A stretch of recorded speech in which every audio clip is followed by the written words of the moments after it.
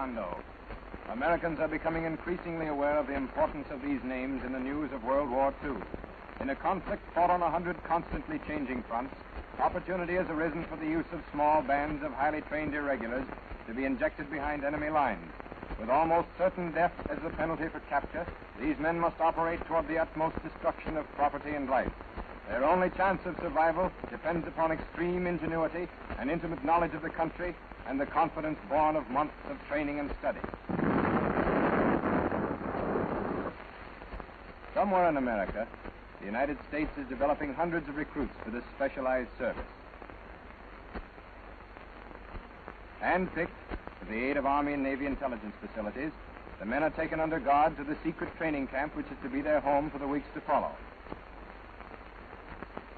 The area is located high in an eastern mountain range, miles from the nearest village, and under constant guard by U.S. soldiers and Marines.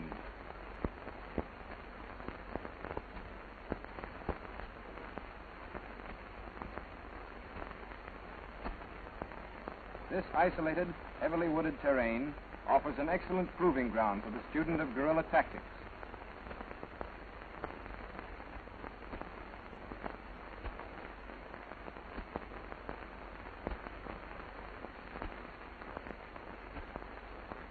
Classes are limited to less than a dozen men, thus ensuring the utmost security and providing almost individual instruction for each student.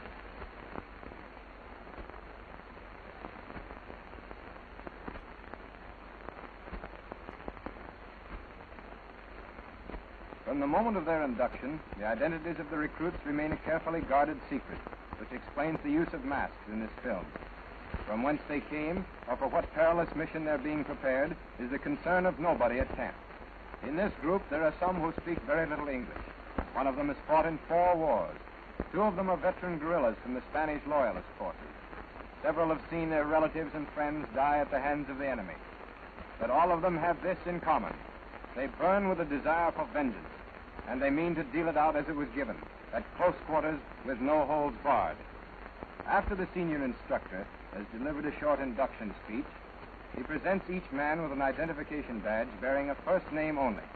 From this point onward, the students are known by officers and fellow recruits merely as Student Jack or Student Fred or whatever name has been assigned them. They will be confined at all times to the camp area, and when they finally leave, it will be to proceed immediately and incommunicado to the conveyance that takes them to the scene of action.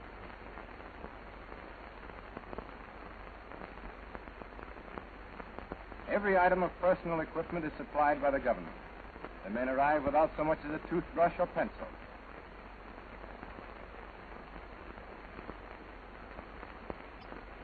During this training period, emphasis is put on close association among members of the same student group. An expert guerrilla or saboteur must not only think and act quickly for himself, but must almost anticipate the next action of his colleague. Individual quarters are hidden in the woods, and the students are taught to live in seclusion, in conditions simulating those they may encounter as guerrillas behind enemy lines. This outdoor trainasium was carefully constructed to develop muscles most used in individual close combat. In fact, the first principle of commando or guerrilla training evolves from the theory that the best defense is a good offense. Hit first and talk afterwards. In short, get tough.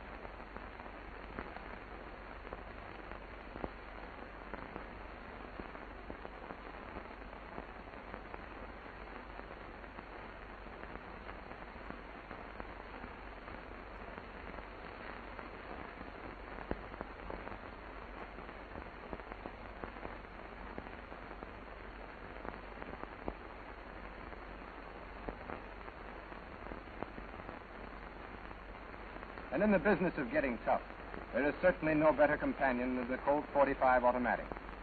During his instruction period, the student is taught an entirely new system of pistol technique, especially adapted for fast offensive action. An essential feature of this system is quick loading. The pistol is held in the right hand with palm upward. Magazine is inserted with left hand. After insertion, always give it an extra push to drive it home, and then be sure magazine is engaged by testing with forefinger of left hand. To cock the gun, turn over. so that palm faces downward. Grasp the slide firmly with the left hand. Push forward with the right, and then let go with the left, allowing the slide to spring back into position. The weapon is now loaded, ready for action. To unload, turn over. Press the magazine release catch with thumb of left hand, drawing the magazine out into the palm. After unloading, always check the gun several times, working the slide back and forth and releasing the trigger with the barrel pointed into the ground.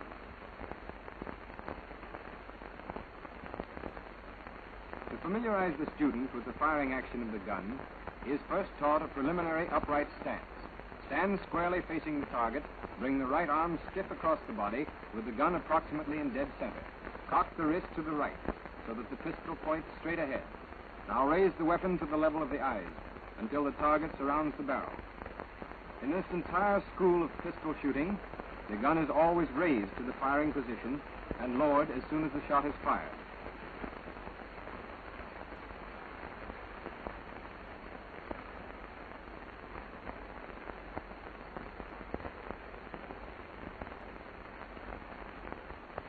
The actual offensive firing stance is assumed in this manner.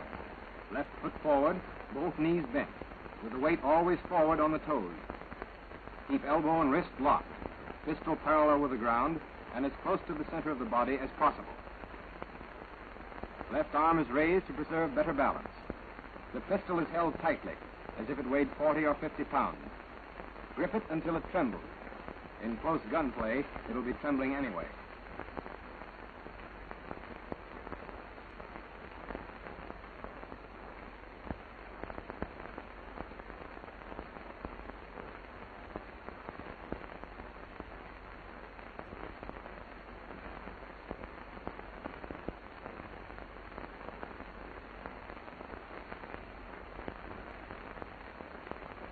At the target, the recruit assumes the preliminary upright position to make him at ease with the gun action.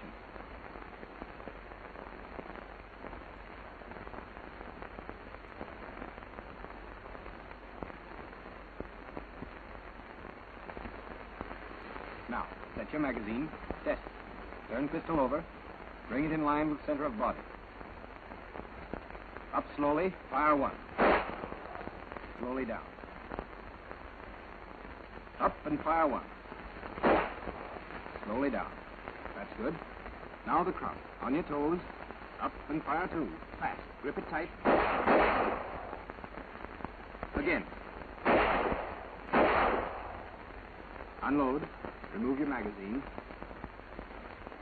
Work the slide. Release the hammer into the ground. Now reload. Test the magazine again. This time, cock the pistol and fire in one movement, like this.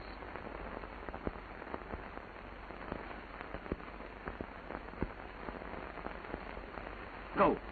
That's fine. Once more. Fire. Once again. Fire.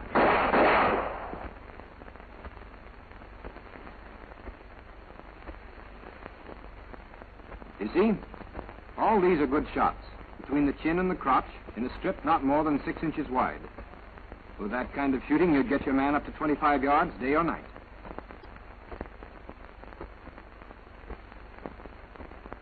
All right, everybody up to the target.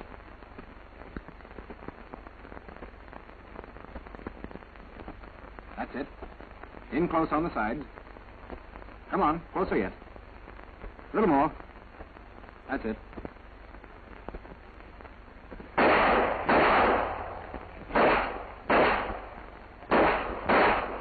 What a difference it makes, doesn't it? It's one thing to fire at a target that can't shoot back, and it's another thing to hear those bullets whizzing by your ears. The average person is thrown off balance.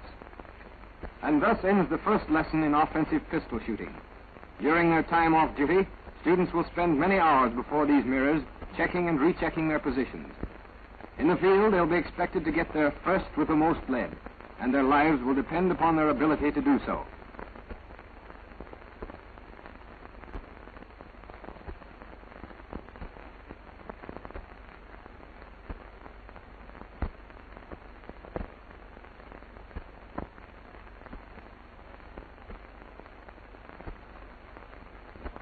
In the weeks following, Daily classroom instruction is given in such varied subjects as enemy propaganda, the principles of demolition, photography, and the fundamentals of cross-country reconnaissance.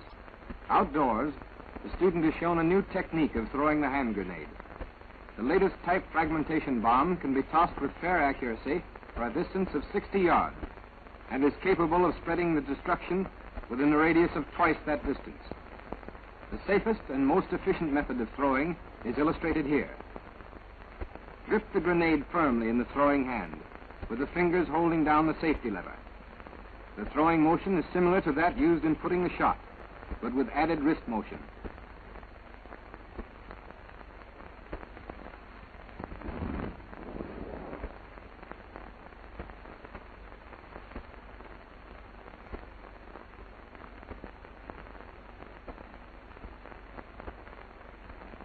The target in this case is about 70 yards away. The instructor pulls the pin. The grenade is now hot. After he's let go of the safety arm, it'll detonate in 5 seconds. There it goes.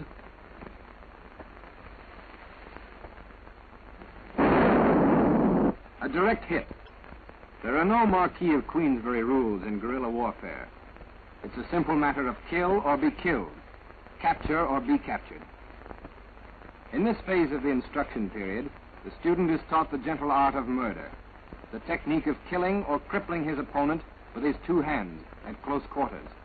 The success of this system of close combat has little to do with size or strength. The larger man here should have little trouble tossing the smaller one around, yet by the pressure of one finger in the right spot, he is rendered powerless. The same theory applies to all the holds in this course. Most valuable offensive blow at close quarters is the chin jab. The hand is held open at shoulder height, and the blow is delivered to the opponent's chin with all the weight of the body in the follow-through. As the blow is launched, the knee comes up to the testicles and the fingers close on the opponent's eyes.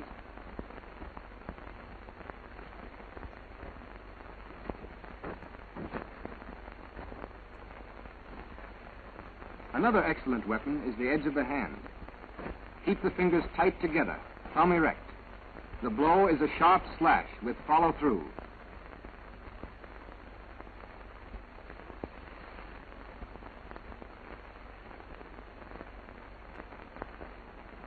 Most effective objectives are the side of the neck and 1 inch below the Adam's apple,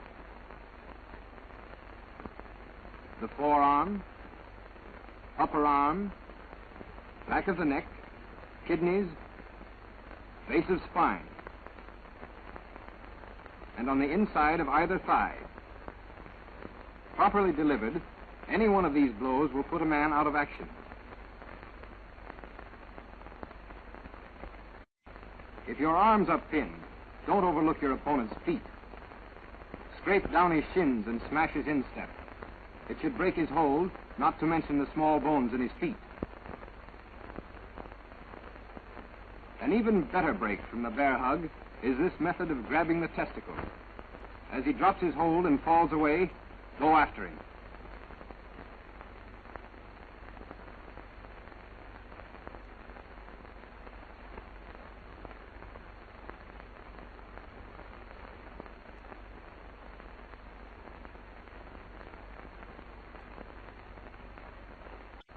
To get out of a one-hand stranglehold, merely turn against the thumb and walk away. When two hands are used, bring your right over, grasping his wrist. Bring your left up under the elbow and force him down. Lock his arm and go after his eyes with your free hand.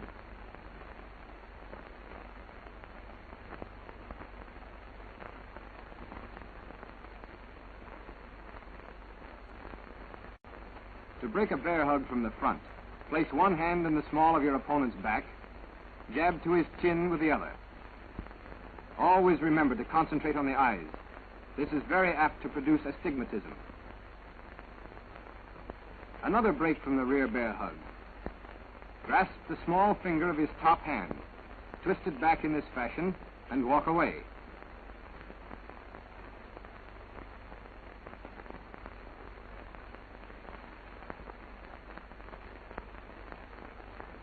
If both arms are free, there is this variation of the testicle grip. After he's dropped his hold, slide out sideways and grasp his arm, bringing him to the ground.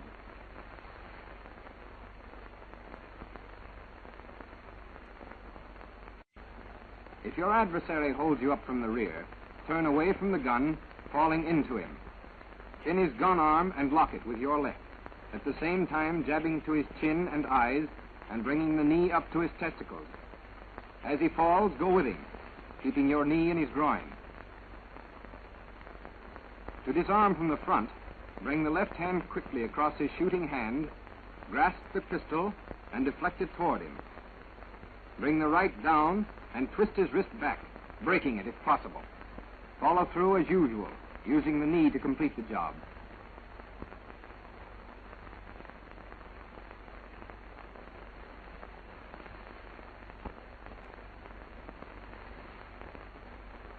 In coming to the aid of a comrade, approach from the back, seizing the opponent's shooting arm and bending it back.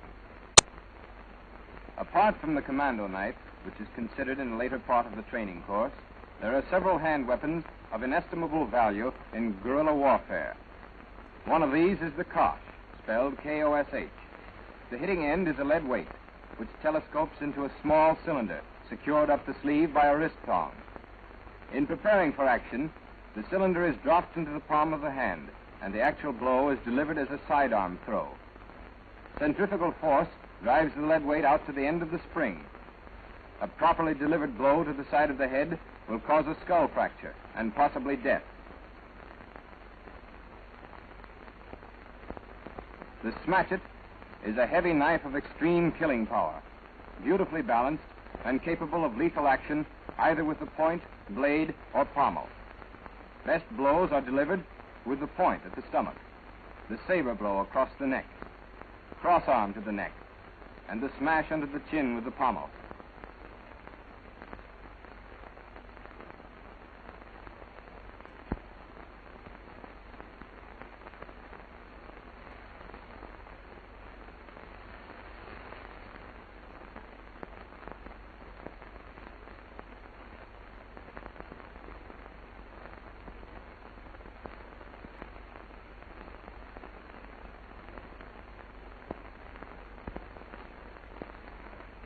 The Derringer, a tiny single-shot pistol which can be concealed in the palm of the hand or up the sleeve, may be the difference between life and death in an emergency.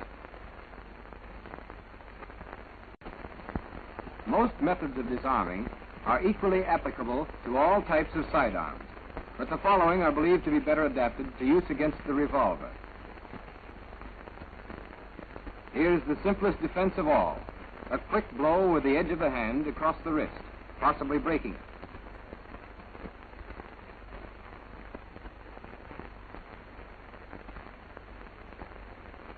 The same technique when the approach is from the rear.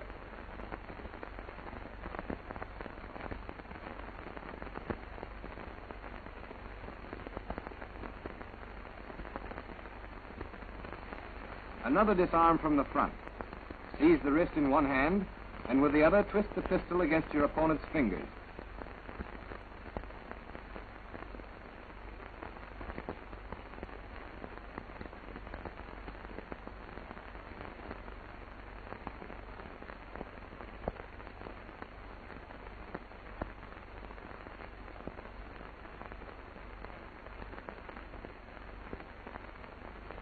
In some cases, this maneuver works better. Grab the gun in one hand, strike the wrist sharply with the other, at the same time pulling the weapon free. A very simple and effective means of reducing the homicide rate when revolvers are used. Merely clutch the cylinder and hold it securely. As long as the cylinder can't turn, the gun can't fire. This is not a good idea if the gun is cocked or of the single-action variety.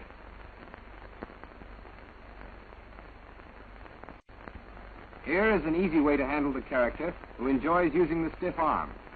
Put hands together, one over the other, and bring them down, thus pressing the pusher's wrist against your chest. Bend forward, and he'll go to his knees.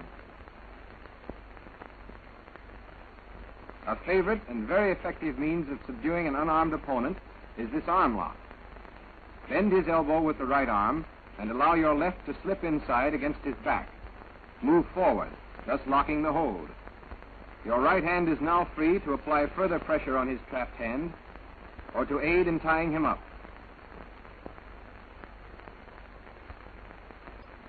After a few weeks of preliminary training, the student is told to report alone to the pistol house. A mysterious structure is never before entered.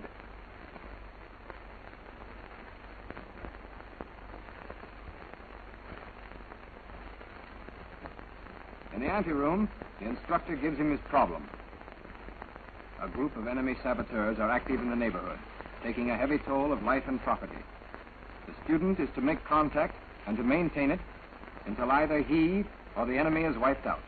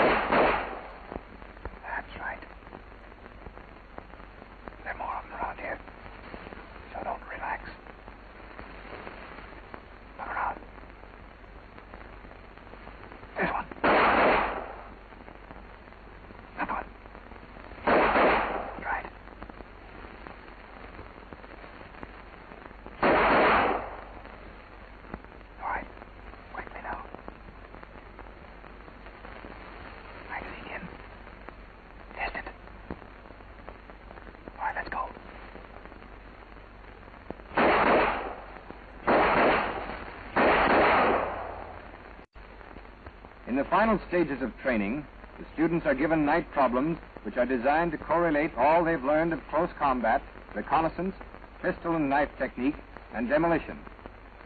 In every detail, the same care is taken to simulate combat conditions, and each student is required to familiarize himself with the uniforms, signs, and languages he will encounter in actual guerrilla raids overseas.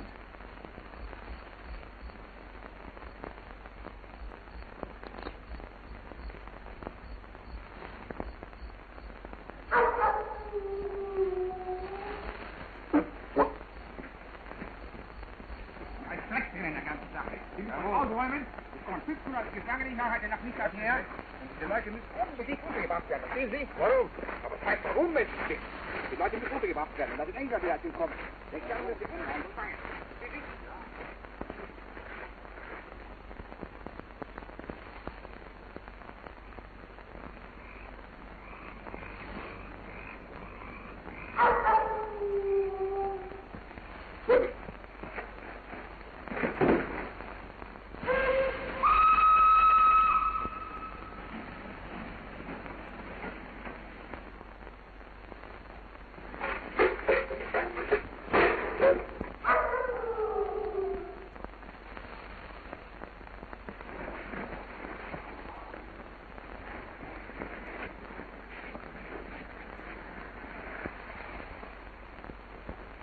Herr Oberst, ich hatte mit Herrn Major Klause hier eine lange Unterredung. Und wir kommen uns ganz überein, dass der Feind hier entweder Saboteure oder Kommandotruppen gelandet hat. Nicht wahr, Herr Major? Jawohl. Gut, nun. Also Herr Oberst, wenn Sie mal hierher sehen, die Küste, nicht wahr? Die Küste hier bietet ausgezeichnete Gelegenheit, ganz nahe an unsere Wege daran zu kommen. Also Fallschirme gibt es überhaupt nicht. Oder Seeboote, ja, unbedingt.